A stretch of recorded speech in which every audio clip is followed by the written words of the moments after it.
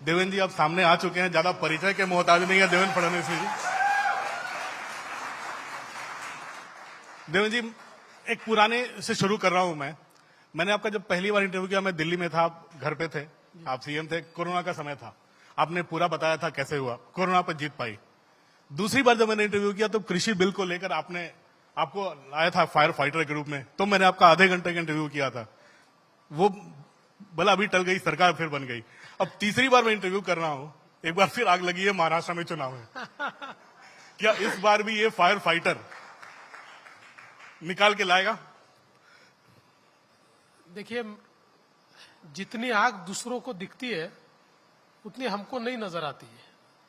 मुझे ऐसा लगता है कि ये बहुत ही ऊपर ऊपर लग रहा है लोगों को आग लगी है, लेकिन महाराष्ट्र में ऐसा मानता हूं कि लोकसभा के बाद काफी बदला है और एक रियलाइजेशन भी महाराष्ट्र में है कि किस प्रकार से लोकसभा के रिजल्ट्स आए। तो मुझे आज बिल्कुल ये यकीन है कि विधानसभा के चुनाव में हमारी जो महायुति है बहुत अच्छा परफॉर्म करेगी और महाराष्ट्र फिर एक बार हमारी सरकार आएगी। महायुति सब इंतजार कर रहे हैं। महायुति से जो भी आपके सहयोगी हैं, उनसे जो सीटों के तालमेल की बातें हैं, उसका इंचार्ज आप हैं, उसकी सारी बातचीत देवेंद्र जी आप कर रहे हो। आपको लगता नहीं इस बार जल्दी थोड़े उम्मीदवारों के नाम तय हो जाएं ताकि उनको भी टाइम मिले, थोड़ा लोकसभा जैसी देरी ना हो? नहीं, बिल्कुल सही बात कही आपने। हमारा तीनों का प्रयास यही है कि लोकसभा के समय यकीनन कुछ देरी हमने की और उसका खामियाजा भी कुछ हद तक हमको भुगतना पड़ा। इसलिए तीनों पार्टियों की ये मानसिकता है कि हम जितने जल्दी अलायंस को पक्का कर पाए और सीटों को डिक्लेयर कर पाए उतना हमारे लिए अच्छा होगा, और हमने उसकी कोशिश शुरू कर दी है। हमारी बैठकें भी शुरू हो गई है। देवेंद्र जी, कई बार लोकसभा चुनाव में लग रहा था कि कार्यकर्ताओं का मनोबल थोड़ा टूटा हुआ है, जो आपके ब्लॉक स्तर पे, डिस्ट्रिक्ट लेवल पे जो आपके नेता थे, थोड़ा हताश लग रहे थे। उनको लगा था जिन चीजों पर हम लोग हल्ला बोल रहे थे अब उनको डिफेंड कैसे करें। ये चीजें तो अब तो लोकसभा चुनाव में आड़े नहीं आएंगी।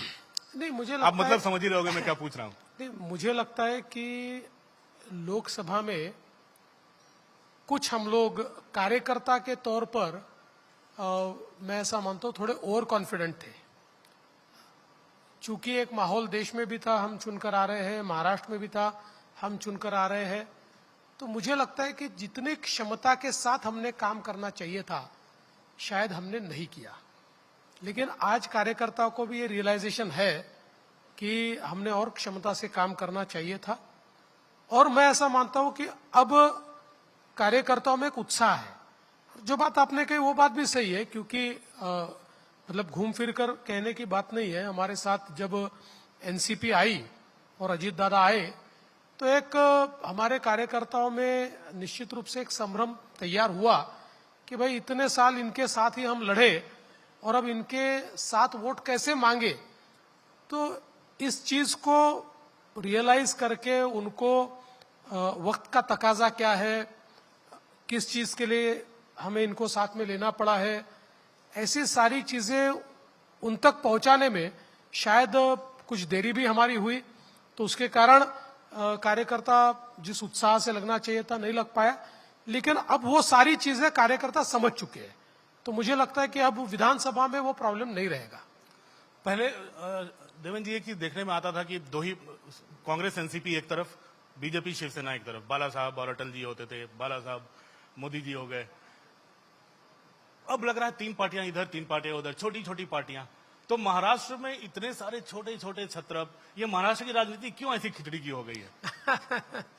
देखिए, आप अगर देखेंगे तो 1995 के बाद महाराष्ट्र में अलायंस का ही बोलबाला रहा है, और कुल मिलाकर 4 पार्टियां थी, अब 4 की 6 पार्टियां हो गई है, और छोटी मोटी पार्टियां भी हैं।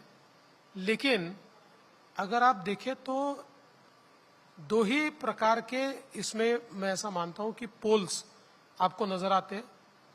एक सेंटर पोल पर भारतीय जनता पार्टी है जिसके साथ शिवसेना और एनसीपी है, और दूसरे सेंटर पोल पर कांग्रेस पार्टी है जिसके साथ पवार साहब की पार्टी और उद्धव जी की पार्टी है।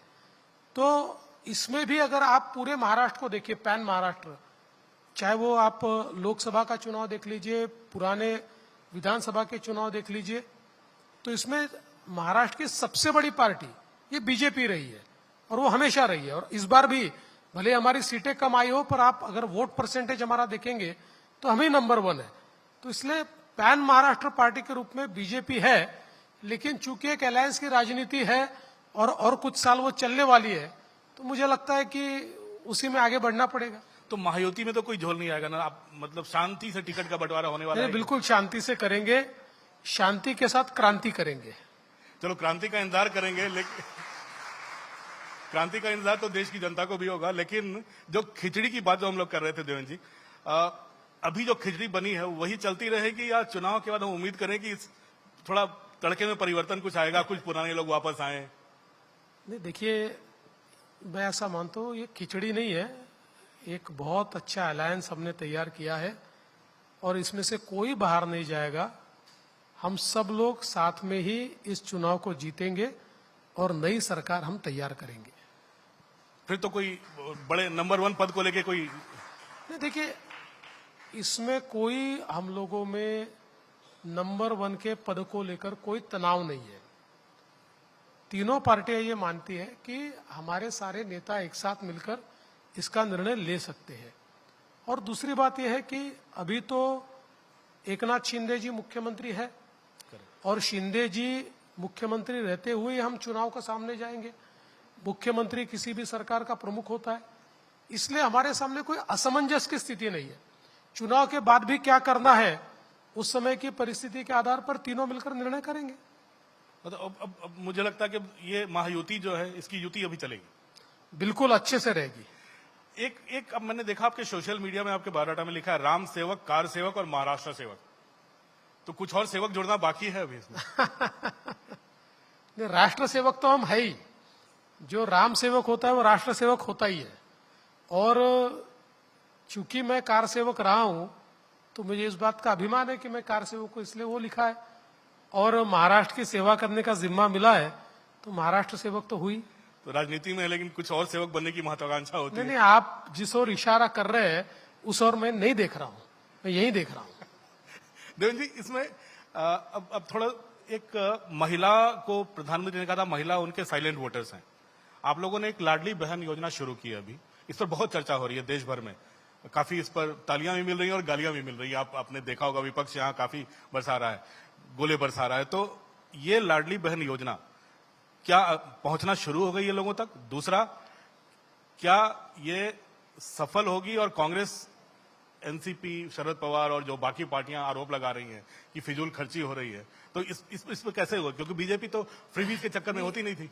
देखिए, पहली बात तो ये है कि जब राहुल गांधी कहते हैं खटाखट खटाखट खटाखट, तो उन लोगों को कुछ लगता नहीं है। और हम लोगों ने अगर महिलाओं को कुछ देने की कोशिश की तो उसके ऊपर वो लोग टीका टिप्पणी करते हैं। अभी हम लोगों ने इस योजना के तहत 1 करोड़ से ज्यादा महिलाओं के अकाउंट में पैसा जमा कर दिया है। आने वाली 31 तारीख को और 50 लाख महिलाओं के खातों में हम पैसा जमा करेंगे। और मैं ऐसा मानता हूं कि करीब 2.5 करोड़ तक जो महिलाएं हैं उनके खाते में ये सीधा पैसा पहुंचेगा। और मैं ये जरूर मानता हूं कि इसकी सफलता के कारण हमारा विपक्ष बौखलाया है। अभी वो लोग कोर्ट चले गए, एक बार गए, कोर्ट ने नकार दिया, अभी वापस कोर्ट गए हैं और कोर्ट में उन्होंने एक पिटीशन लगाई हुई है। लेकिन वो कितनी भी पिटीशन करे, तब भी मैं ऐसा मानता हूं कि हमारे लिए ये केवल योजना मात्र नहीं है। हम लोग प्रधानमंत्री जी की इस बात को मानते हैं कि अगर विकसित भारत तैयार करना है तो विकसित भारत में जब तक हम महिलाओं को अर्थतंत्र के भीतर नहीं लाएंगे, जब तक उनको हमारे अर्थतंत्र का केंद्र बिंदु नहीं बनाएंगे, तब तक विकसित भारत नहीं हो सकता। इसलिए हमने केवल लाडली बहन योजना नहीं की, हमने हमारी जो बच्चियां हैं उनको उच्च शिक्षा में भी, प्राइवेट कॉलेज में भी 100% फी उनकी राज्य सरकार भर रहा है।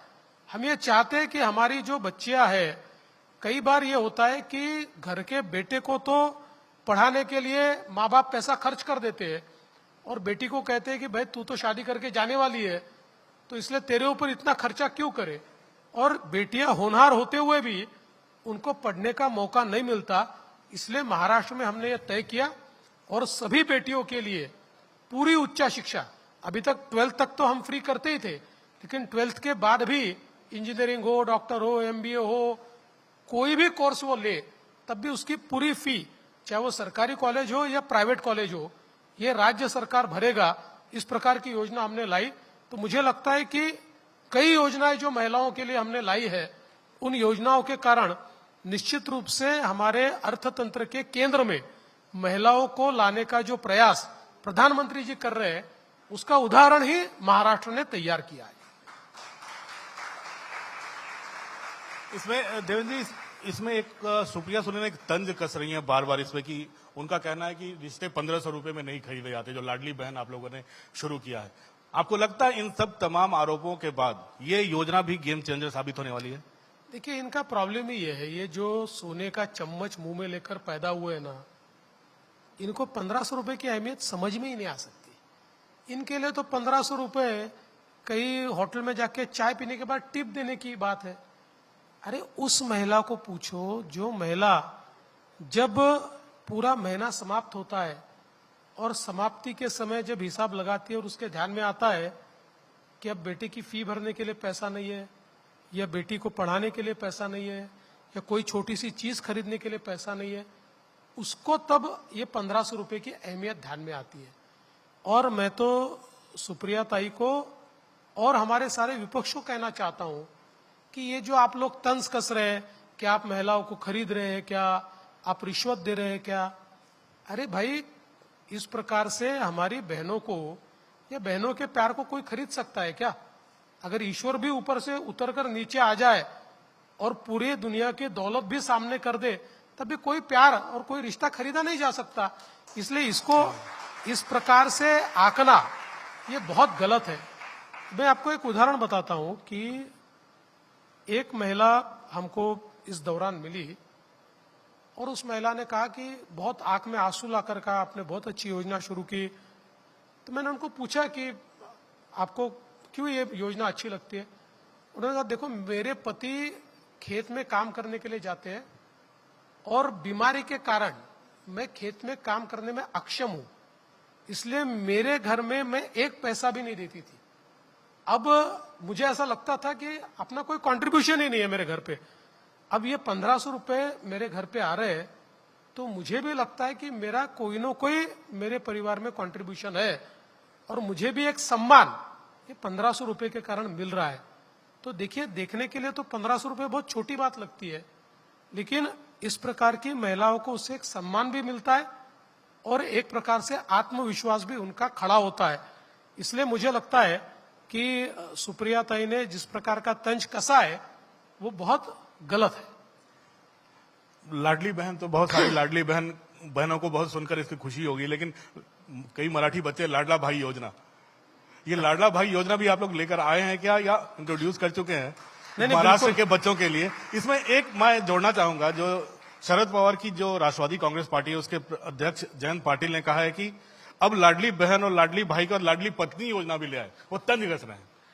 देखिए, हम लाडली पत्नी योजना इसलिए नहीं लाना चाहते कि उनकी पार्टियों में कई लोगों को प्रॉब्लम हो जाएगा कौन सी पत्नी के लिए योजना लाए, इसलिए हम नहीं लाएंगे। लेकिन हमने लाडला भाई योजना निश्चित रूप से लाई है और उस योजना के तहत हमारे जो अलग अलग लेवल पर पढ़े हुए बच्चे हैं, इनको नौकरियां मिले, इनको एक्सपीरियंस मिले, इसलिए एक अप्रेंटिसशिप की योजना हमने शुरू की है, जिसमें कोई भी स्थापना उनके जो उनका स्टडीज है उसके हिसाब से अगर उनको नौकरी देती है तो 10,000 रुपए तक का उनका जो पगार है, उनका जो वेतन है, वो वेतन हम राज्य सरकार की ओर से 1 साल तक देते हैं। इसका फायदा यह है कि 1 साल में वो अच्छा काम करे तो उनको वही नौकरी मिलेगी। अगर किसी कारण से वहां नौकरी उनकी कंटिन्यू नहीं हो पाई तो जो एक्सपीरियंस उनको मिला है, आज ये भी होता है ना, कोई कहीं नौकरी मांगने जाता तो उसको पूछते एक्सपीरियंस है क्या, तो ये एक्सपीरियंस 1 साल का जो उसके पास होगा, या तो स्वयं रोजगार कर पाएगा या कहीं और नौकरी ले पाएगा। तो इस प्रकार की योजना भी हमने शुरू की है। 10 लाख युवाओं को इस प्रकार से हम लोग नौकरी दे रहे हैं। देवेंद्र जी, ये ऐसी योजनाएं हैं, एक जमाने में बीजेपी बचती थी कि हमें फ्रीबीज नहीं देनी है, हमें फ्रीबीज नहीं देनी है, हमें पैसे नहीं बांटने हैं। ये योजना है, आपको लगता है महाराष्ट्र सरकार अगर आप लोग चुन के भी आते तो ये सस्टेन कर पाएंगे फाइनेंशियली? आप लोगों ने सारा कैलकुलेशन कर लिया? जी हाँ, हमने पूरा कैलकुलेशन करके ही इसको तैयार किया है। ये सारी योजनाओं के लिए जो पैसा लगता है वो कहाँ से हम खड़ा करेंगे, हमारे पास कितना आता है, हमारा आउटगो क्या है, हमारे स्टैंडिंग एक्सपेंडिचर हमारा क्या है, ये सारी चीजों का कैलकुलेशन करने के बाद ही इन योजनाओं को हमने लागू किया है। इसलिए हम निश्चित रूप से इन योजनाओं को सस्टेन कर पाएंगे, ऐसा मेरा विश्वास है। 2-4 छोटे-छोटे सवाल पूछूंगा महाराष्ट्र से जुड़े हुए हैं देवेंद्र जी। जैसे लोकसभा चुनाव में याद होगा प्याज के निर्यात पर जो प्रतिबंध लगा था, उसको लेकर किसानों में बड़ी नाराजगी हुई थी। तो कहा गया था कि एक फैक्टर था कि किसान आपसे दूर हो गया। क्या हम माने कि अब इन 4-5 महीनों में किसानों की नाराजगी अब दूर हो चुकी है? देखिए, ये बात सही है कि प्याज की निर्यात बंदी के कारण एक नरेटिव तैयार हो गया था जिसमें किसानों की नाराजगी हमको भुगतनी पड़ी।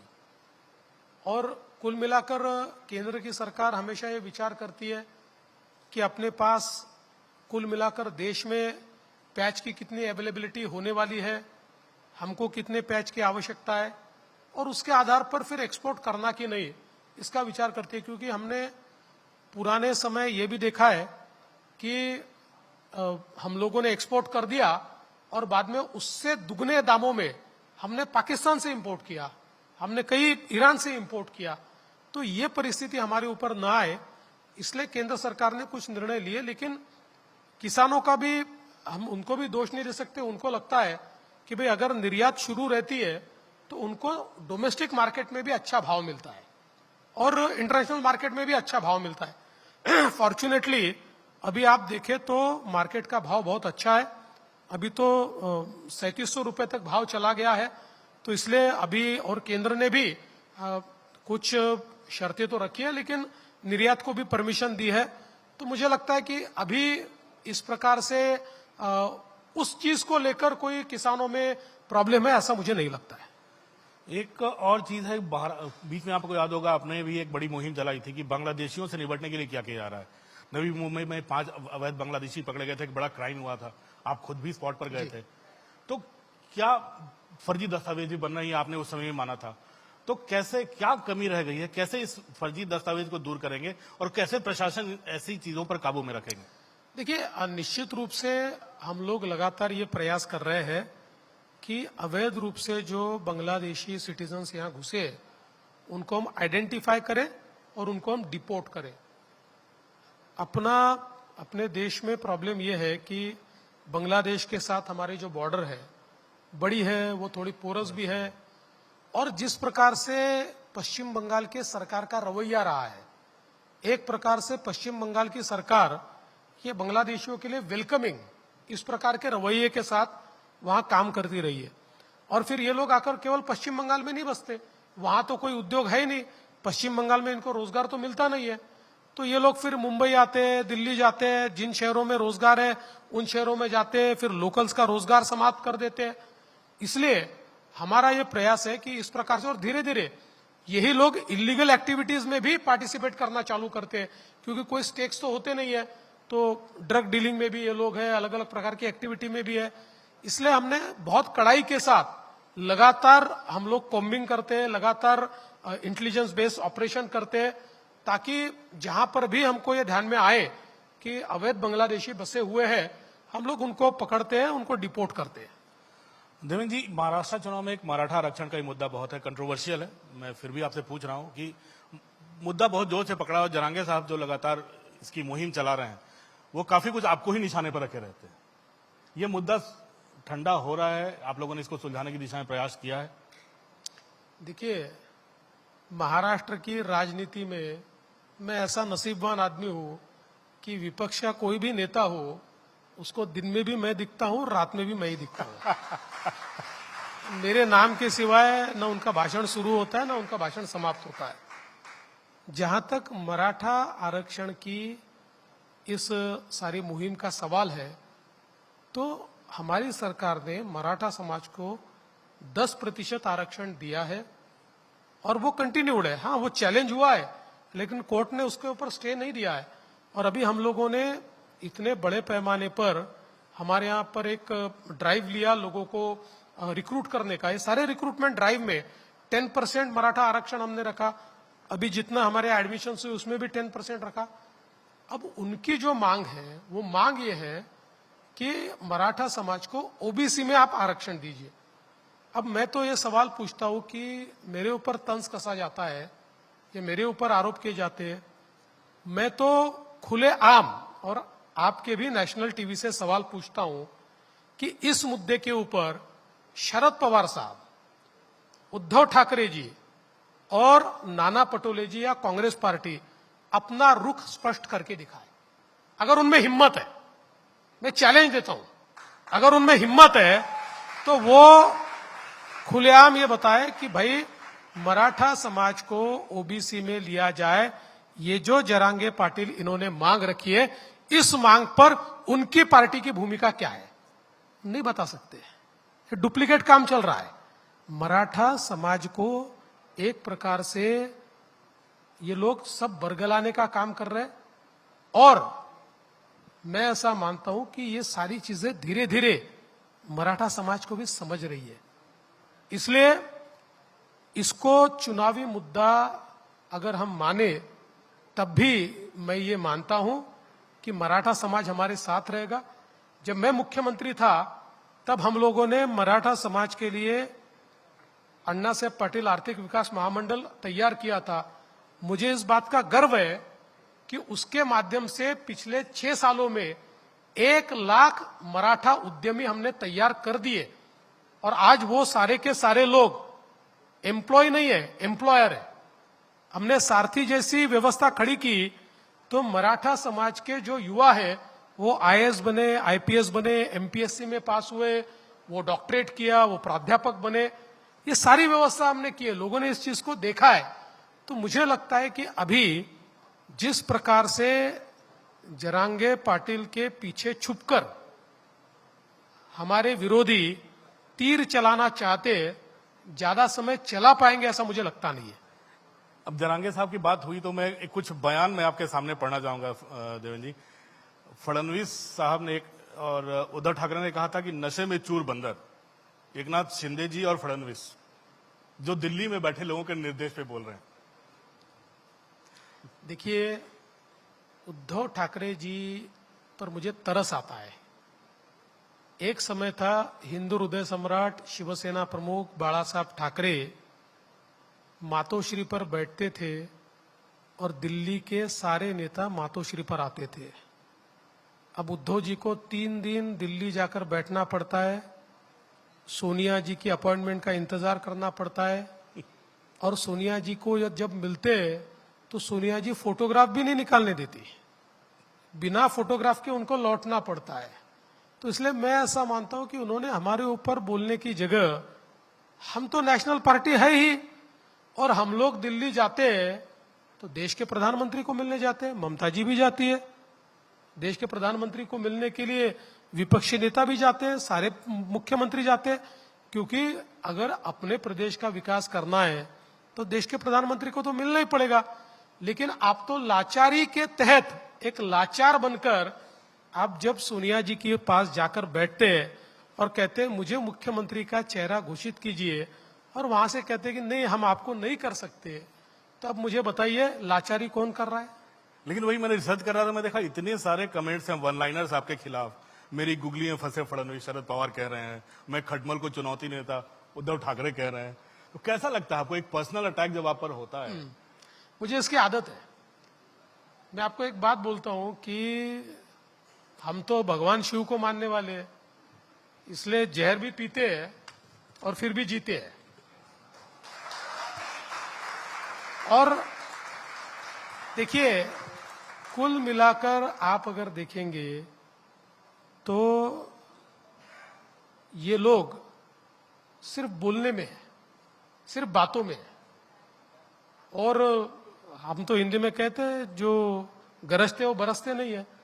ये गरजने वाले लोग हैं, हम बरसने वाले लोग हैं। देवेंद्र जी, अब सारी हम लोग तो दिल्ली से हैं, हम एक ही सवाल का जवाब तो जानना चाहेंगे जो शायद दिल्ली के लोग ज्यादा जानना चाहते हैं, यहाँ के लोग भी।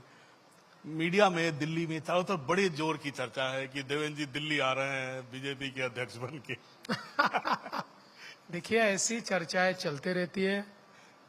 मैं तो कई बार ये मानता हूं कि कुछ खबरें ऐसी होती है कि जिस समय खबर देनी है जगह भी बाकी है और कोई खबर नहीं है, तो उस समय ऐसी खबरें चलाई दी जाती है। मैं आपको बहुत स्पष्ट रूप से कहना चाहता हूं, मेरी पार्टी को मैं बहुत अच्छे से जानता हूं। मेरी पार्टी को ये पता है मेरी महाराष्ट्र में क्या जरूरत है, इसलिए मेरी पार्टी मुझे महाराष्ट्र में रखेगी। मैं महाराष्ट्र में रहूंगा। लेकिन जिस दिन मेरी पार्टी कहेगी आपको दिल्ली आना है, दिल्ली जाऊंगा। मेरी पार्टी कहेगी नागपुर जाके आप घर में बैठो, तो घर में बैठूंगा।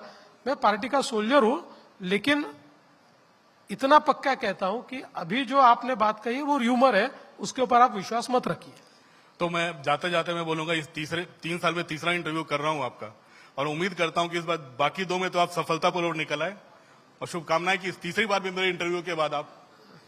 जी बिल्कुल, थैंक यू। शुभकामनाएं। धन्यवाद, धन्यवाद देवेंद्र जी। मैं अनुरोध करूंगी कृपया न्यूज 18 इंडिया और हिंदी डिजिटल के मैनेजिंग एडिटर ज्योति कमल जी मंच पर आएं और हमारे खास मेहमान को धन्यवाद दें।